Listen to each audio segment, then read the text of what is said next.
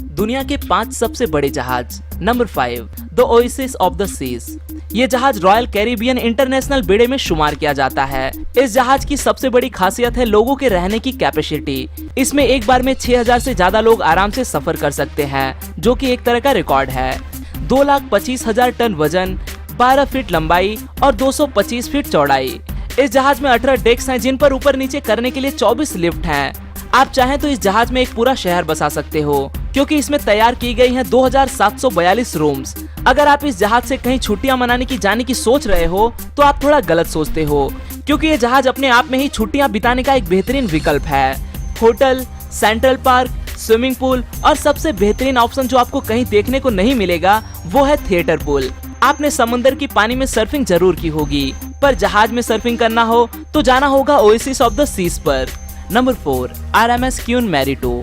RMS Queen Mary 2 ये जहाज आज तक का बनाया गया सबसे बड़ा यात्री पोत यानी कि जहाज है। इसकी कीमत है करीब 4,753 करोड़ भारतीय रुपए। ये जहाज 1132 फीट लंबा और 79,300 टन वजनी है।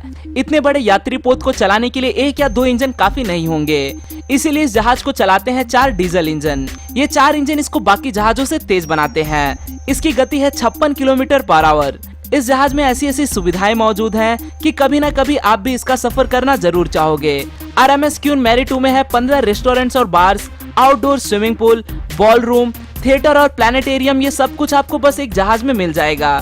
इसे खास तरह से अटलांटिक समंदर में सफर करने के लिए डिजाइन किया गया है, जिसमें करीब 2700 पैसेंजर समा सकते हैं। Number 3, सीवाइस giant. 1979 में जापान में तैयार किया गया ये आज तक का सबसे लंबा जहाज है। इसकी लंबाई दुनिया की कई बड़ी इमारतों से भी ज्यादा है। कुआलालंपुर में मौजूद पेट्रोनस टावर और न्यूयॉर्क में स्थित एम्पायर स्टेट बिल्डिंग से भी ज्यादा लंबाई है इसकी। ये लंबाई है करीब 1500 फीट। ये जहाज अलग अलग समय में अलग अलग तरीके से इस्तेमाल किया गया, इसीलिए इसका एक नहीं 5 नाम है। सीवाइस जायंट की ओनरशिप हमेशा बदलती रही। ईरान इराक युद्ध के दौरान ये जहाज हवाई हमले का शिकार बना और बुरी तरह से ध्वस्त हो गया। बाद में इसे सिंगापुर ले जाकर फिर से इसे एक नया अवतार मिला। अब इसका नाम रखा गया हैप्पी जायंट। कुछ सालों बाद इसे नॉर्वे के एक बिजनेसमैन ने खरीद लिया और इसमें कुछ बदलाव करके इसका नाम जहरे वाइकिंग रख दिया। 2004 में इसे फिर से पर्शियन गोल्फ में बेच दिया गया और इसका नाम नॉक नेविस रख दिया गया। कुछ समय बाद इसे फिर से सियरा लियोन में दूसरे ओनर को बेचा गया, जहां इसका नामकरण किया गया मॉन्ट। 2009 में आखिरकार इसे भारत लाया गया और इसे स्क्रैप में बेच दिया गया। Number 2, TI class super tankers. ये टैंकर्स इस दुनिया के सबसे बड़े ऑयल वाहक जहाज हैं, जिसमें टीआई का मतलब है टैंकर्स इंटरनेशनल। 2002 में बने इस तरह के 4 जहाज हैं जिन्हें यूएलसीसी कहा जाता है। इसका मतलब है अल्ट्रा लार्ज क्रूड कैरियर्स। इन जहाजों को सबसे पहले फेयरफैक्स, तारा, अलहम्ब्रा और मेट्रोपोलिस कहा जाता था, पर दूसरी कंपनियों द्वारा खरीदे जाने के बाद इसे ओशेनियन, यूरोप, एशिया और अफ्रीका जैसे नामकरण किया गया। इन महाकाय जहाजों की लंबाई 1200 फीट तक होती है। इन जहाजों का वजन काफी ज्यादा होने की वजह से ये छोटे मोटे कैनाल से होकर नहीं गुजर सकते। इन्हें भरे समुद्र में ही उतरना पड़ता है और एक बार में ये जहाज 2 महीने तक बिना रुके समुद्र में सफर कर सकते हैं।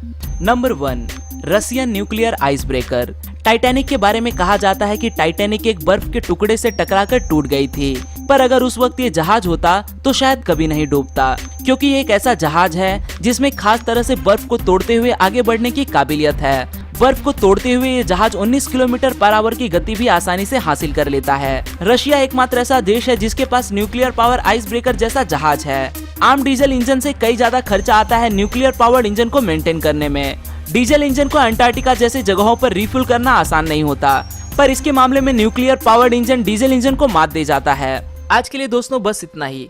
आशा करता हूँ आपको यह वीडियो पसंद आया होगा। अगर वीडियो पसंद आए तो इसे लाइक करना न भूलें और आप इस वीडियो के बारे में क्या सोचते हैं वो मुझे कमेंट में जरूर बताएं। फिर मिलूंगा दोस्तों एक नए वीडियो के साथ में, तब तक के लिए नमस्कार।